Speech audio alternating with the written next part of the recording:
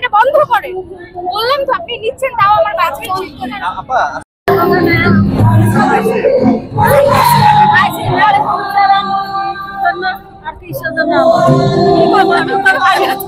আপনি কিসের জন্য আসছেন?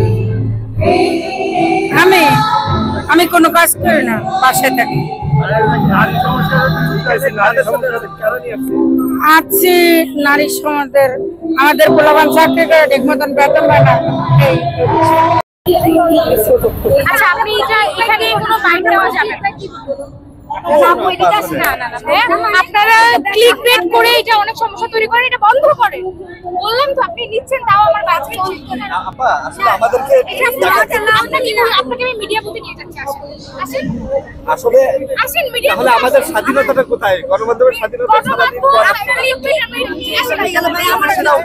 আপনি মিডিয়া বুথে আসেন আমার সাথে। আপু আপনি বললেন যে আমি সরকারটাই দিচ্ছি, আসলে এখানকার না আমার। তাহলে আপনি কেন আসছেন এখানে? হ্যাঁ, এখানে একটা ভিড় ছিল, আমি দেখতে আসি। আসেন মিডিয়া বুথে আসেন। উনি কি জানতাম যে আমাদের নারীদের বেশি অধিকার ছিল, এখন পুরুষরা বলতেছে শুধু নারীদের অধিকার দিয়ে রাখছে, পুরুষদের অধিকার নাই। সেই জন্য আমরা চাচ্ছি যে নারী পুরুষ সমান অধিকার থাকুক, আমরা সবাই মিলিতভাবে থাকতে পারি। না আসলে আমি জানি না সঠিক।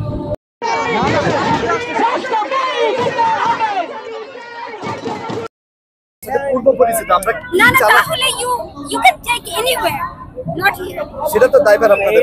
এটা আপনার মিডিয়া ইনভাইটেশন তাহলে দিতেন না, আমাদের অফিস থেকে অ্যাসাইন করা। আপনারা ঘোষণা আমাদের অফিস থেকে নেন, আমাদেরকে আপনারা দাওয়াত দিয়ে কেন আমাদের আচ্ছা আমাদেরকে দাওয়াত দিয়ে আপনারা বাধা যার কাছেই যাচ্ছে তার কাছে বলতেছেন তো আমাদেরকে দাওয়াত দিয়ে দিয়েছেন।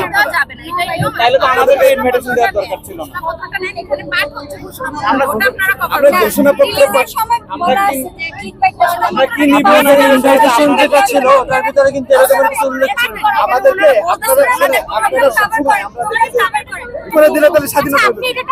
আমি আপনাকে পারমিশন দেই নাই, আপনি একটা আমাদেরকে ইনভাইটেশন দেওয়া হয়েছে। ইনভাইটেশন দেওয়া হয়েছে, যে বক্তব্য দিবেন আগে কথা শুনেন, আপনাদের সাথে আমরা কথা বলবো। একটু দাঁড়ান, আমার ইনভাইটেশন কখন নেওয়া হয়েছে? আমি বক্তব্য দিলে আপনি সেটা নেবেন। আপনি একটা আনএথিক্যাল কাজ করছেন। আমি পারমিশন দেই। আন্দোলনের সবাই থেকে আপনার সাথে দেখা পরিচয়। জি শুনেন, ওই আপুটা করে আমি যে কথা আমরা কি চাই? ঘরে বাইরে